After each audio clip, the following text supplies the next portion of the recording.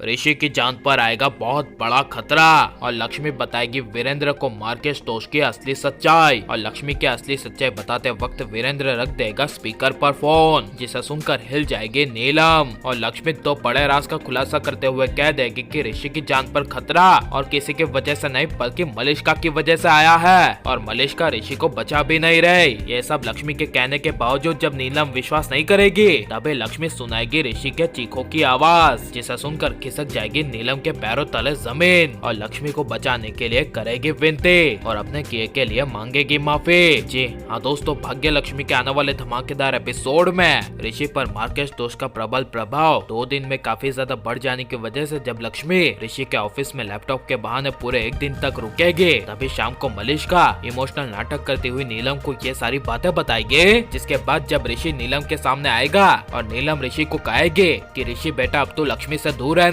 तेरे लिए ना सही लेकिन तू अपनी माँ के लिए तो लक्ष्मी से दूर रह सकता है ना, तो सिर्फ कुछ ही दिनों के लिए तू लक्ष्मी से दूर है। तब ये सुनकर ऋषि कहेगा ऐसा कैसे हो सकता है, वो लक्ष्मी मुझे बार बार कोर्ट की धमकी दे रही है इसलिए मैं उससे दूर नहीं रह सकता। लेकिन जब ऋषि अपने कमरे में जाएगा तभी ऋषि लक्ष्मी को अपने आप को इग्नोर करते हुए देखेगा, जहाँ पर जब लक्ष्मी ऋषि को कुछ भी भाव नहीं देगी तभी ऋषि लक्ष्मी के नजदीक जाने की कोशिश करेगा, जिसे देख लेगी पीछे से मलिष्का और गुस्से से मलिष्का चली जाएगी नीलम के पास। लेकिन जब आयुष को बिजनेस मीटिंग के लिए महाबलेश्वर जाना होगा तभी नीलम लक्ष्मी को ऋषि से दूर रखने के लिए वीरेंद्र को कहेगी कि कल वो आयुष को बिजनेस मीटिंग के लिए महाबलेश्वर जाना होगा ना, तो आयुष की जगह क्यों ना हम कल ऋषि को भेज दे, ऋषि भी बिजनेस मीटिंग को अटेंड कर सकता है ना। यह सुनकर वीरेंद्र नीलम की चाल को समझ जाएगा और गुस्से से नीलम को कहेगा तुम्हारी मर्जी, ऋषि को तुम बिजनेस मीटिंग के लिए महाबलेश्वर भेज सकती हो लेकिन मेरे ख्याल से ऋषि का वहाँ जाना ठीक नहीं होगा। तभी यह सुनकर नीलम कहेगी सब कुछ ठीक है, मेरा बेटा वहाँ बिजनेस मीटिंग के लिए जाएगा और वापस भी आएगा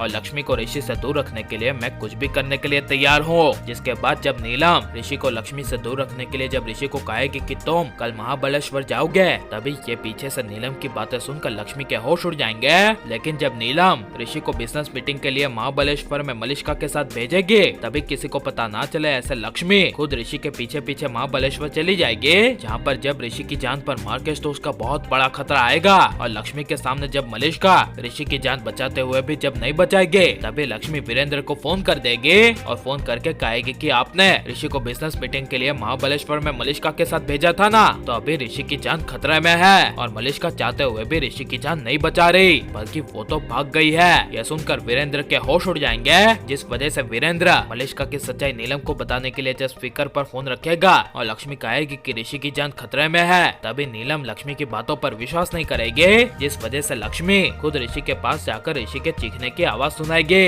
जिसे सुनकर नीलम वीरेंद्र के होश उड़ जाएंगे और नीलम को विश्वास नहीं होगा कि उसने मलिष्का को ऋषि के साथ भेजने के बावजूद मलिष्का ने चाहते हुए भी ऋषि की जान नहीं बचाई, इसीलिए सिर्फ ऋषि की जान बचाने के लिए वहाँ पर केवल लक्ष्मी होने की वजह से नीलम लक्ष्मी के सामने गिड़गिड़ाएगी और ऋषि की जान बचाने के लिए अपने किए के लिए माफी मांगेगी और लक्ष्मी से विनती करती हुई कहेगी कि मेरे बेटे की जान प्लीज तुम बचा लो। यह सब लक्ष्मी नीलम के कहने से पहले ही ऋषि की जान बचा लेगी और नीलम को उसके किए का एहसास होना चाहिए क्या नहीं। और अब मलिष्का की असली सच्चाई नीलम वीरेंद्र सबके सामने आ जानी चाहिए क्या नहीं। और आप ऋषि लक्ष्मी को एक देखना चाहते हैं क्या नहीं, कैसा हमें कमेंट में जरूर बताएं और आप लाइक और सब्सक्राइब करें।